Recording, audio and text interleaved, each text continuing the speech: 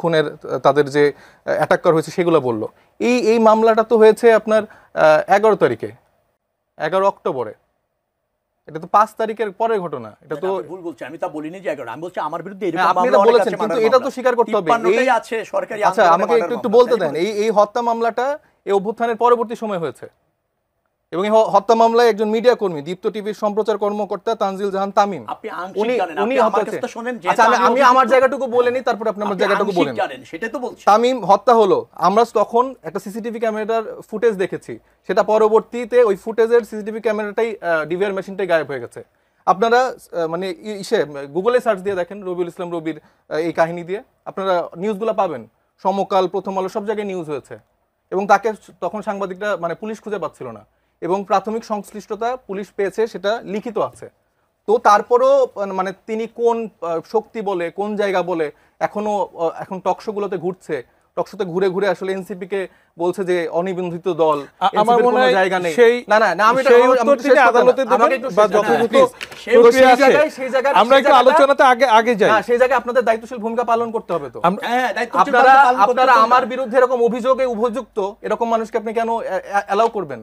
প্রমাণিত হলে তারপরে যদি এটা না আপনি অভিযোগ হলে একজন আমরা কিন্তু আপনাকেও জানিয়েছিলাম যে আপনার সমালোচক কে থাকবে। আপনি আপনার বিরুদ্ধে অভিযোগ হলে আপনি কেন অভিযুক্ত মনে করছেন? আপনি একটু বলতে ভুল করছেন ভাই, আমাকে একটু বলতে না বলতেন, আপনি তো এক্সেস করছেন, বলতে দেন, আপনি আপনার টাইমে বলছেন, আপনি এটা আইনি ম্যাটার, এটা তো রবি ভাই আমরা এক এক করে যাই।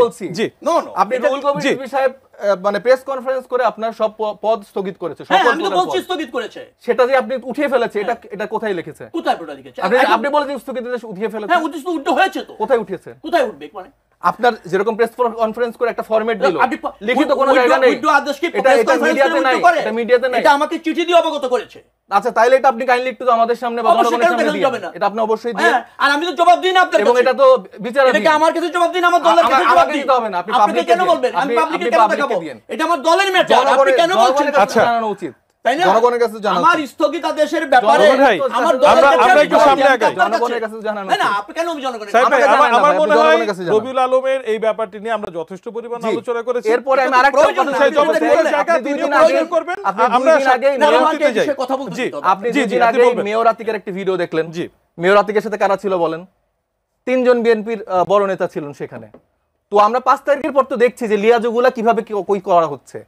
আওয়ামী লীগের লোকজনের সাথে, মানে আওয়ামী লীগের এরকম একজন মেয়র আতিক যে হচ্ছে সরাসরি খুনগুলোতে ইনভলভ ছিল, সে মানুষগুলাকে শেল্টার দিচ্ছে, তাকে পালানোতে সুবিধা করে দিচ্ছে বিএনপি নেতারা। আপনি হাট মাঠ ঘাটে সব জায়গায় দেখেন, কেরানীগঞ্জ বলেন, যেখানে বলেন, সব জায়গায় বিএনপি এক্সেসগুলো করে দিচ্ছে। তারেক জিয়া সাহেবকে আমি অত্যন্ত সম্মান করি, তিনি আসলে মাঠের পরিস্থিতি এখন বুঝতেছে না। তার যারা এই যে বিভিন্ন লেয়ারের নেতাকর্মীরা আছে, এই যে ভুজুং ভাজুং দিয়ে যাচ্ছে। আর আপনি সরকারের কথা বললেন না, সরকারে কয়জন উপদেষ্টা আছে আমাদের স্টুডেন্টের? 2 জন আছে, আসিফ এবং মাহফুজ, উনি এনসিপির কেউ না। আমরা রাজপথে একসাথে লড়াই করেছি বৈষম্য বিরোধী ছাত্র আন্দোলনের ব্যানারে, কিন্তু এনসিপির সাথে ট্যাগ দিয়েন না। তাইলে আপনি এটাও বলেন যে মির্জা ফখরুল ইসলাম আলমগীর সাহেবের ড্রয়িং রুমে মাহফুজকে কি এনসিপি ডিজোন করে? আমরা ডিজোন করব, আমি তো ডিজোন করব কেন? কিন্তু দলগতভাবে আমি কেন করতে যাব? আমি এই অভ্যুত্থানের হিরোদেরকে আমি ডিজোন কেন করব? 11ই অক্টোবর যে ঘটনাটা ঘটেছিল অভ্যুত্থানের প্রায় 4 মাস পর, এটা কোনো রাজনৈতিক ঘটনা না, এটা আমার ব্যবসা প্রতিষ্ঠানের নির্মাণাধীন একটা ভবনে একটা দুর্ঘটনা, তার জন্য একটা এজার হয়েছে, সেটা আদালতে বিচারের দিন আছে, তদন্ত চলছে, উচ্চ আদালত থেকে জামিন নেওয়া হয়েছে, নিম্ন আদালত থেকে জামিন নিয়ে আছি, তদন্তে একটা ধাপ শেষ হয়েছে, অন্য ধাপ চলছে।